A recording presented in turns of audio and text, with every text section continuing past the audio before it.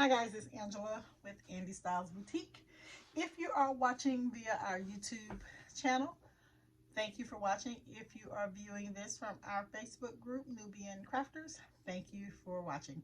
This is going to be a short video. This video is actually going to be just me talking about um, lining up a shirt and how I press and prepare a V-neck shirt. So to do this project, you're going to need a design.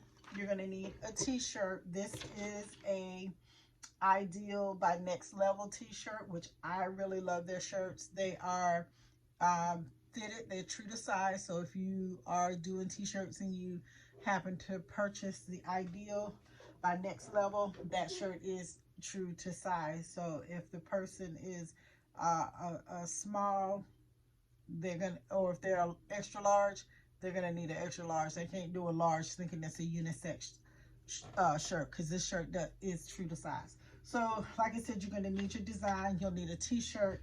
You're gonna need some scissors to cut your design. You're gonna need your handy dandy ruler, and then you're gonna need a heat press. For this shirt, I'm actually going to use my mini press, my Cricut mini press. All right, so let's put that away. So I have two designs here. This design, this shirt is a medium, and this design is a little large. However, this customer ordered 3 shirts like this, so I'm gonna stick with this font, which I think is might be a little big on this shirt. But if this was just something I was creating just out the box, the font size I would use would be something like this, because like I said, it is a medium shirt and it looks nice on this, whereas a larger, bolder font. And that's something you want to see the difference here. This is really big and it takes up the shirt, but that's fine. This is what the customer wanted. But like I said, if you're just designing for yourself, you know, on a smaller shirt, you can use a smaller font. When I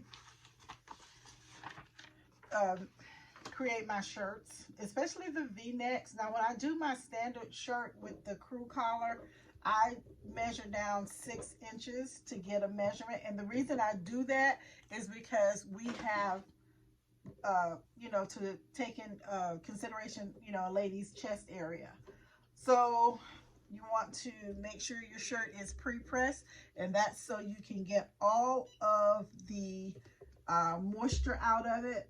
They do hold moisture. The shirts are sitting in somebody's warehouse until you order them, and then once you order them, they pull them out and they package them and they send them to you.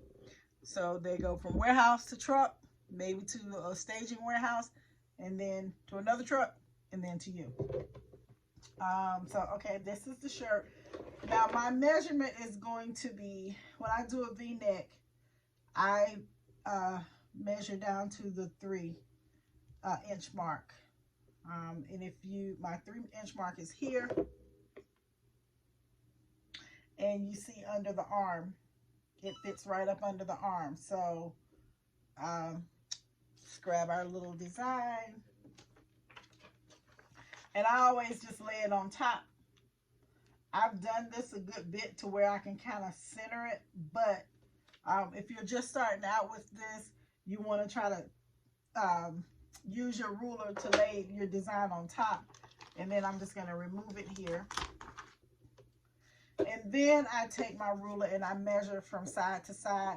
I measure from the seam to where my plastic on my design is, and that's at 2 inches. And then I pick it up and I move it to the other side and I measure it, and that's at 2 inches as well. So it's the same length on both sides from the seam. And then I come back and I measure just to make sure that this is where I need it to be. And I go from the tip of the V to the 3, and it is there. It's a little above the 3, which is fine, because you want your wording is still not going to be below the chest. It's going to start right there. So, and then I'll take and I'll get my ruler just to go to measure here to make sure it's straight and that I don't have my vinyl on crooked. So this shirt is ready to be pressed. So I'm going to take my little mini press. I didn't feel like using the big heat press tonight. I really haven't used it in a minute.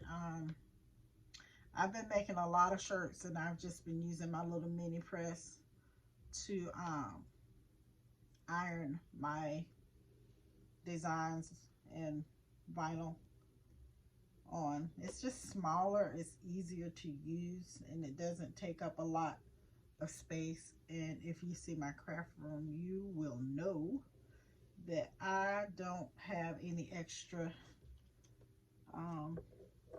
space to give out. I was telling my husband that everything in here is it's like real estate, so I have to make sure that I'm making the best out of it. So he bought me a Cricut Maker for Christmas, and he asked me when was I going to put it up, and I told him, I said, I gotta make some space for it, I gotta make room for it. So I'm just pressing and ironing this down so that when I let it cool, this is a cool peel, this vinyl is. So what that means is once I finish ironing it, I need to let it cool before I peel it off. I do like to look and see how it's looking, because when you peel it off, you should not have to tug and fight with it. You should be able to peel it off easy with no fighting and tugging. If you have to tug when you're peeling it off, then that means you need to add some more heat, because you haven't adhered enough, you haven't put enough heat on it for the vinyl to adhere to the shirt. And like I said, this is a customer order, so that's why you see the purple shirt. Now, if I'm using my heat press, I will have a cover on this top here because the heat press is so hot. So I put that on to protect the vinyl and to protect the shirt. But with the Cricut Mini Press, I don't have to do that. It's a really good investment. It's a really nice machine. See how this is peeling off?